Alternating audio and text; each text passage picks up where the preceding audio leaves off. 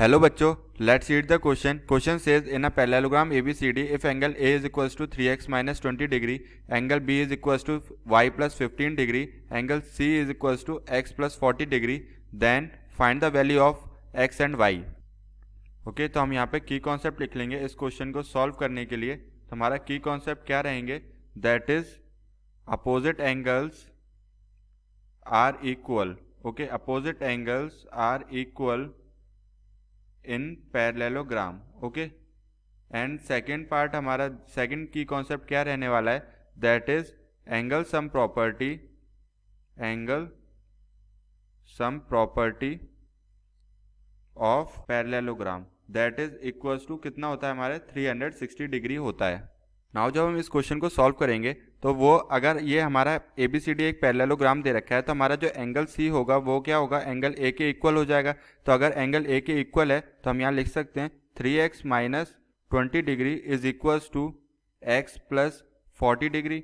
Okay, तो यहाँ से हमारी वैल्यू आएगी किसकी? x की. तो हम 3x में से x माइनस करेंगे that is 2x is equals to 60 degree and x की वैल्यू क्या आ गई? That is 30 degree. तो हमारे यहाँ से क्या निकल के आ जाएगा? एंगल C और एंगल A जब हम x पुट करेंगे तो हमारा एंगल A क्या आएगा? That is equals to x plus 40 degree. इसका मतलब हो गया ये हो गया 70 डिग्री. और हमारा एंगल C क्या होगा?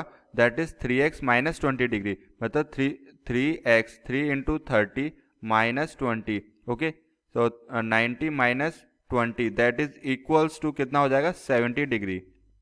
तो यहाँ पर हमारे पास एंगल A आ गया एंड एंगल C आ गया. अब हमको क्या करना है ना, जैसे हमने सिमिलरली ऊपर किया था वैसे ही हम लोग यहाँ पर लिखेंगे एंगल D जो होगा हमारा दैट इज इक्वल्स टू होगा एंगल B. ओके, तो हम यहाँ लिख लेंगे एंगल D क्या है हमारी?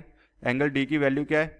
तो हमारे ये दोनों एंगल कितने हो जाएंगे? That is y plus 15 degree का हमारा ये एंगल हो जाएगा एंड y प्लस 15 डिग्री का हमारा ये वाला एंगल हो जाएगा. तो दोनों एंगल हमारे इक्वल हो जाएंगे. अब हमें क्या करना है ना, हमें एंगल सम प्रॉपर्टी लगानी है यहाँ पर. तो हम लिखेंगे angle A plus angle B plus angle C plus angle D that is equals to कितना हो जाएगा? 360 डिग्री.